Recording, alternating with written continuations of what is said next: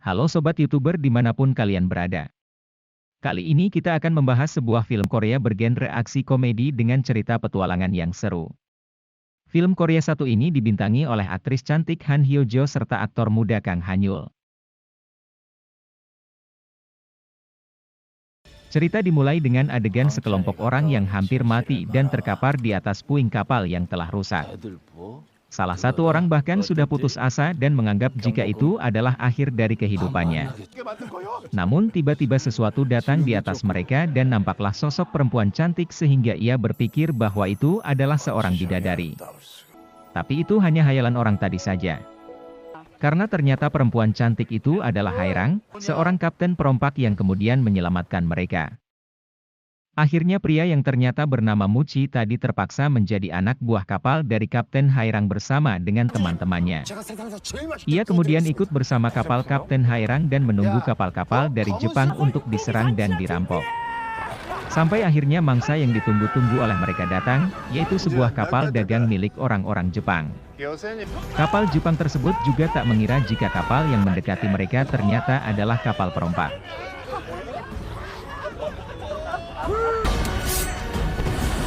Lucunya, karena terlalu bersemangat dan terlalu tergesa-gesa, Muchi malah melompat terlalu awal di kapal Jepang sebelum teman-temannya juga ikut.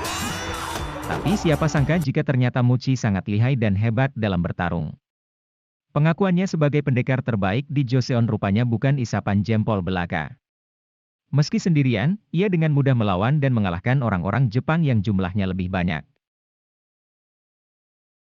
Namun setelah mengalahkan ABK kapal Jepang tersebut, mereka baru tahu kalau ternyata itu bukanlah kapal dagang dan tidak ada barang berharga sama sekali. Tapi tiba-tiba seorang anak mengatakan sambil meminta ampun bahwa kapalnya memang bukan kapal dagang tapi kapal mereka sedang mencari harta karun. Ia juga mengaku kalau salah satu ABK di kapal mereka memiliki sebuah peta yang menunjukkan di mana letak harta karun tersebut. Ucapan sang anak tadi tentu saja langsung membuat para perompak girang. Kapten Hairang pun langsung melakukan rapat darurat dan memutuskan untuk mengejar dan mencari harta karun yang dikatakan anak tadi. Namun dalam pelayaran mencari harta karun tadi tak jarang terjadi perpecahan dan ketidakcocokan antar ABK. Pasalnya di kapal tersebut terbagi menjadi dua kelompok, yakni kelompok perompak asli yang dipimpin Kapten Hairang serta kelompok perompak gunung yang dipimpin oleh Muchi. Sampai akhirnya kelompok Muchi dengan sombongnya ingin jalan sendiri karena merasa sebagai perompak gunung mereka lebih menguasai daerah pegunungan. Tapi kesombongan mereka justru harus dibayar mahal saat sekelompok kerbau liar berlari ke arah mereka. Kelompok Muchi pun kocar-kacir dan bahkan ada yang terluka karena diseruduk kerbau liar itu. Sialnya lagi, Muchi malah sampai terjatuh ke jurang karena diseruduk kerbau liar tersebut.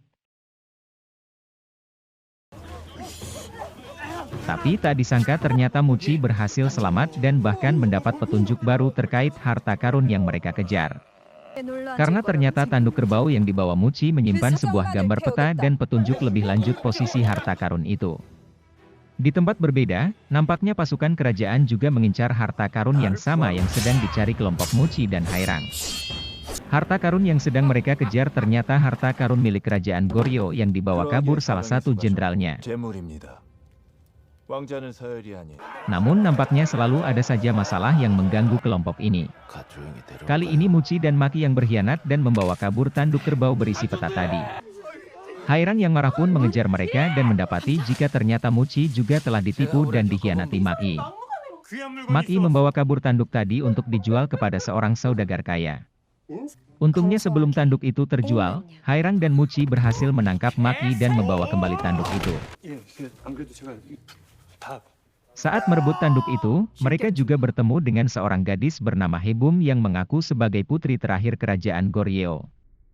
Hebum pun akhirnya ikut melakukan perjalanan mencari harta karun bersama Hairang, Muchi dan kelompoknya.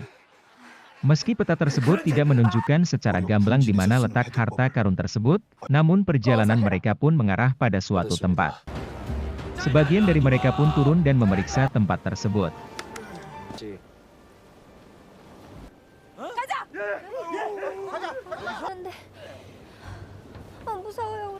Di sisi lain, pasukan kerajaan yang juga mencari harta karun tadi rupanya juga telah datang ke tempat yang sama meski melalui jalan yang berbeda. Hairang, Muci dan anak buahnya harus menyelam jika ingin mencapai tempat yang dimaksud. Ajaibnya, di tempat tersebut terdapat sebuah sungai bawah laut dengan arus yang deras yang akan membuat mereka terseret tanpa harus bersusah payah berenang. Namun mereka harus menggunakan tabung udara dan menyelam di bawah laut. Tapi lagi-lagi ada masalah karena saat menyelam Muci harus pingsan karena kehabisan nafas. Hairang pun sampai memberikan nafas buatan untuk Muci. Tapi ternyata itu hanya alasan Muci berpura-pura pingsan agar diberi nafas buatan dan merasakan bibir sang kapten. Singkat cerita mereka pun berhasil menemukan tumpukan kotak yang berisi harta karun. Namun bukannya emas, yang mereka temukan cuma perak belaka. Muci pun berpikir bahwa yang mereka temukan itu bukan harta yang sedang mereka cari. Karena seharusnya harta karun Goryeo yang hilang berupa emas dan berbagai barang mewah lainnya. Saat mereka sedang berpikir tiba-tiba terdengar bunyi ledakan yang rupanya berasal dari peledak yang dipasang pasukan kerajaan. Sampai muncullah sekelompok pasukan kerajaan yang dipimpin oleh seorang jenderal pengkhianat bernama Bo Hyung-soo. Di tengah kekacauan tersebut, Maki rupanya tanpa sengaja menemukan sebuah bendera yang bergambar seperti kepala naga. Namun Maki sadar bahwa bendera tersebut menyimpan petunjuk di mana tepatnya harta karun yang mereka kejar berada. Dalam benda tersebut terdapat petunjuk jika harta karun yang mereka cari ada di sebuah pulau bernama Pulau Inazuma. Mereka pun akhirnya bertarung dengan pasukan kerajaan dan berusaha lari dengan membawa perak yang mereka temukan. Namun dalam pertarungan itu, Muci tersadar dan ingat jika pemimpin pasukan kerajaan yang ia hadapi ini adalah Bu Hyung-soo yang merupakan pengkhianat Goryeo. Bu Hyung-soo juga pernah bertarung dengan Muci saat sama-sama masih menjadi prajurit Goryeo. Saat itu Muci melawan dan mengalahkan Bu Hyung-soo karena bertindak kejam dan membunuh prajuritnya sendiri. Jadi pertemuan mereka seolah menjadi takdir untuk menuntaskan dendam lama yang mereka simpan selama ini. Dalam pertarungan itu Muci akhirnya berhasil kabur dengan menyelam bersama kotak-kotak berisi perak. Sialnya Kapten Hairang malah kehabisan oksigen dan harus pingsan saat masih di dalam laut hingga Muci pun harus memberikan nafas buatan sambil ditarik dari kapal oleh anak buahnya. Namun belum sampai ke kapal, Muci dan Hairang malah diserang dan ditelan paus raksasa yang ukurannya bahkan lebih besar dari kapal milik Hairang. Namun bukannya dimakan oleh paus itu, Hairang dan Muci malah dimuntahkan sampai terlempar ke kapalnya seolah-olah paus tersebut memang ingin menolong Hairang dan Muci. Berkat paus tersebut, Muci dan Hairang pun selamat dan bisa kembali ke kapal tanpa terluka. Hari berikutnya Hairang mengatakan jika ia tahu bahwa bendera bergambar kepala naga di tempat kemarin adalah sebuah peta, namun sayangnya bendera tersebut tertinggal di gua bawah laut. Hairang sempat akan kembali mengambil bendera tersebut namun dicegah oleh Hegum karena Hegum tahu kalau Maki sebenarnya sudah tahu di mana letak harta karun tersebut berdasar gambar di bendera. Maki pun akhirnya terpaksa bercerita bahwa tempat harta karun tersebut berada di sebuah pulau bernama Pulau Petir. Pulau Petir tersebut merupakan sebuah pulau yang berbahaya karena memiliki petir abadi yang selalu menyambar di pulaunya. Tempat untuk menuju pulau tersebut juga sangat berbahaya karena harus melewati arus laut yang sangat deras dan dapat menyedot dan menghancurkan sebuah kapal. Maki mengetahui hal tersebut karena saat dulu ia masih kecil ia pernah menjadi budak di sebuah kapal Jepang yang melintasi wilayah tersebut. Karena itulah ia menolak untuk menunjukkan dan ikut ke Pulau Petir itu. Tapi setelah dipaksa dan dirayu oleh rekan-rekannya, Maki pun menyanggupi untuk menuntun mereka menuju ke Pulau Petir.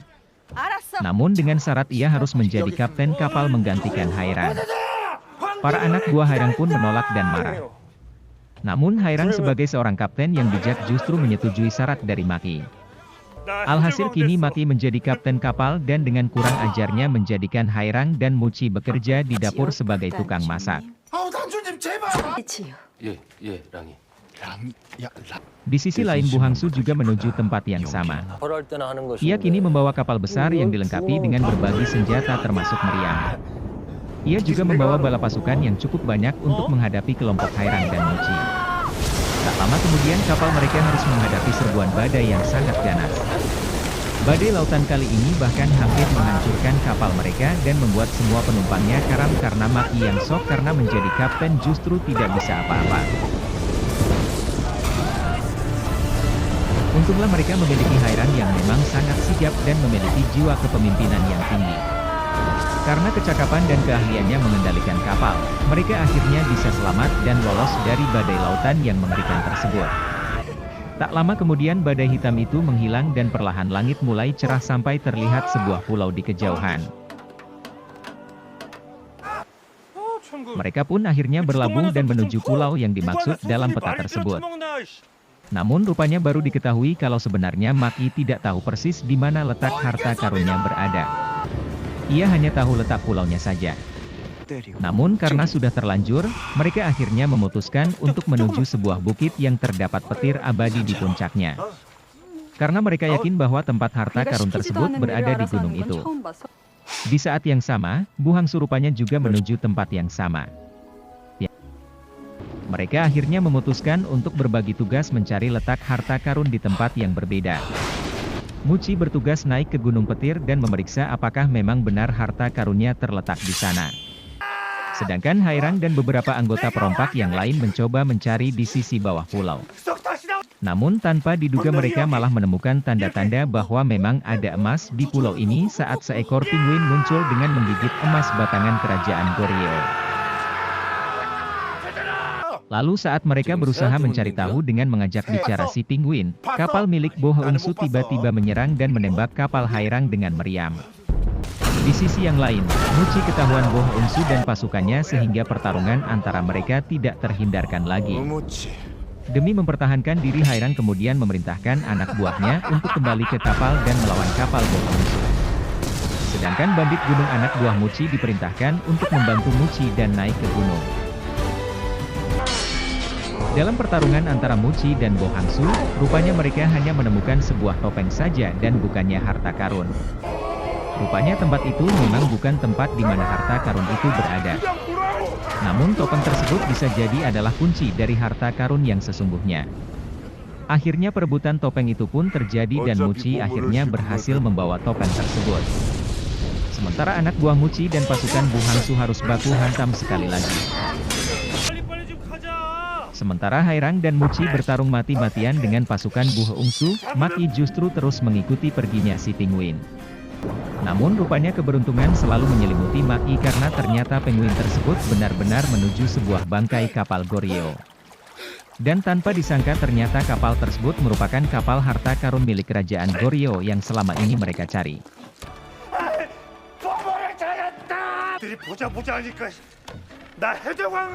Lalu dengan kecerdikan yang dimiliki Maki akhirnya berhasil menarik kapal harta karun dari gua bawah laut tersebut. Kapal harta karun itu ia tarik sampai mendekati kapal Hairang yang sedang berperang dengan kapal Bu Heungsu. Hairang dan anak buahnya pun kemudian berhasil berpindah ke kapal harta karun itu karena kapalnya sendiri telah hancur oleh meriam. Namun sebelum itu, Hairang masih sempat menghancurkan kapal musuhnya dengan memakai meriam mereka sendiri.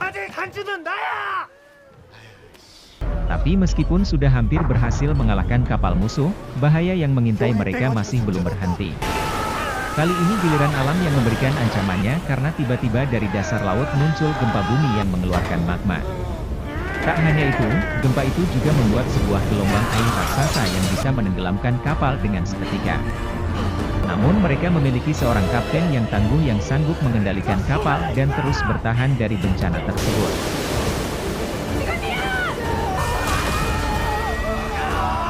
Akhirnya dengan kerja keras dan kegigihan mereka, Hairang dan anak buahnya pun selamat dan terbebas dari maut. Sambil melihat ke arah Gunung Petir, Hairang memikirkan nasib Muci dan berharap Muci baik-baik saja dan dapat mengalahkan Bu Heungsu.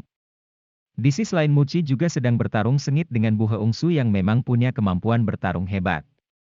Sempat hampir kalah, Muci akhirnya bisa menang dengan memanfaatkan petir yang ada di gunung dan membuat Bu Heungsu tewas. Muci bersama para bandit gunung pun akhirnya turun dengan membawa kemenangan dan kebahagiaan. Mereka pun akhirnya bisa bergabung kembali dan hidup dalam satu kapal dan tak ada lagi pertikaian antara kelompok bandit gunung dan perompak.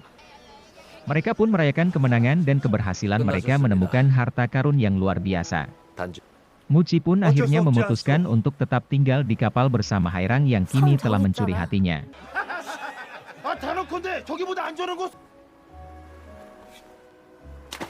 Cerita pun diakhiri dengan adegan Muci dan Hairang yang berciuman mesra di atas kapal.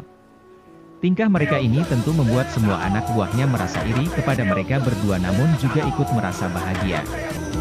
Begitulah ringkasan film kali ini, semoga kalian terhibur dan mohon maaf jika ada kata yang kurang tepat. Jangan lupa untuk subscribe, like dan komen agar channel kami makin berkembang.